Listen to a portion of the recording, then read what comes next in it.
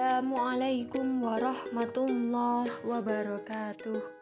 Nah, anak-anak, jika kemarin kita sudah membahas tentang macam-macam tanaman, hari ini kita akan membahas tentang tanaman yang dimanfaatkan.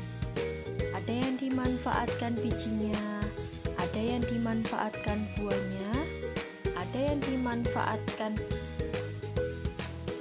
bunganya, lalu ada yang dimanfaatkan batangnya, dan ada yang dimanfaatkan daunnya.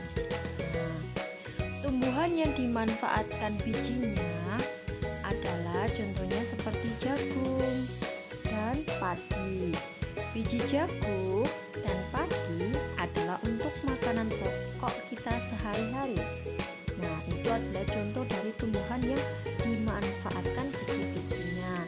Atau contoh lain seperti kacang hijau, kedelai. Nah, itu termasuk tumbuhan yang bisa dimanfaatkan adalah bijinya.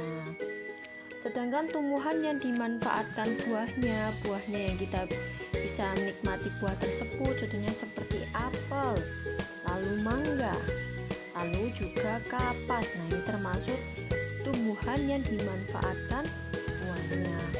Apel, mangga adalah sumber vitamin sebagai makanan, kapas untuk bahan pakaian.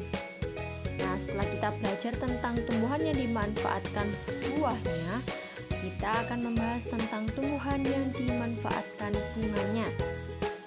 Jadi untuk kesenangan biasanya bunganya berwarna-warni, berwarna merah, kuning, orange, dan macam-macam warna pink. Nah, contohnya seperti ini. Biasanya tumbuhan yang dimanfaatkan bunganya adalah tanaman hias atau tanaman kesenangan seperti anggrek, mawar, melati, juga kan kita bisa gunakan sebagai pengharum dan tanaman hias lainnya. Lalu ada tumbuhan yang dimanfaatkan batangnya. Jadi yang berguna dalam tumbuhan itu yang kita pakai adalah batangnya. Contohnya seperti ini. Tanaman tebu, yaitu yang kita manfaatkan adalah batang tebu, yaitu menjadi gula. Sedangkan untuk bambu biasanya kita gunakan sebagai bahan bangunan atau bahan jembatan. Nah, ternyata bambu pun bisa kita gunakan sebagai permainan ya anak-anak ya, permainan dari enggrang, lalu permainan lompat bambu, banyak sekali. Ternyata bambu sangat bermanfaat. Tumbuhan yang dimanfaatkan daunnya biasanya kita buat untuk obat-obatan atau untuk segala jenis masakan, contohnya seperti sawi, lalu sirih, lalu bayam, kangkung ya. Daun sawi dan bayam untuk sayuran, sedangkan daun sirih untuk obat. Nih, banyak sekali tanaman-tanaman obat selain daun sirih, contohnya seperti putrawali dan lain-lain. Nah, ini adalah permainan yang menggunakan lompat bambu atau memanfaatkan tumbuhan dari batangnya. Yang pertama seperti contoh ya anak-anak, buatlah 2 kelompok jaga dan main. Kelompok jaga terdiri dari 4 orang dan kelompok jaga berjongkok membentuk persegi. Memegang 2 bambu sambil menyanyikan lagu potong bebek angsa dan menggerakkan bambu. Dan yang ketiga, kelompok permainan yang mendapatkan giliran melompat menghindari jepitan bambu. Pelompat akan memasukkan 1 kaki ke dalam bidang persegi sambil melompat-lompat sesuai dengan irama buka tutup bambu. Misalnya 2 ketukan bambu dibuka dan 2 ketukan bambu ditutup. Jadi ada 1 anak yang bermain.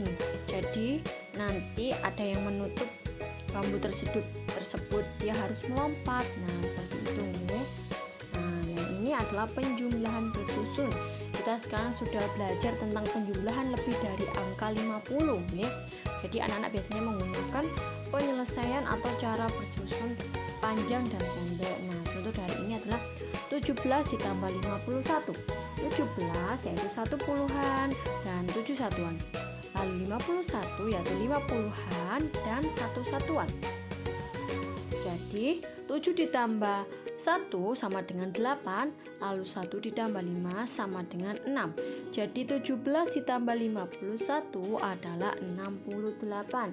Sama seperti susun pendek, jadi tidak ada tulisan puluhan, satuan. Nah, sekian dari penjelasan Ustazah tentang bagian-bagian tumbuhan yang dimanfaatkan, baik bijinya, bunganya, buahnya, daunnya, batangnya. Nah, dan juga tentang penjumlahan bersusun dan permainan lompat bambu. Semoga apa yang Ustazah sampaikan bisa bermanfaat bagi anak-anak.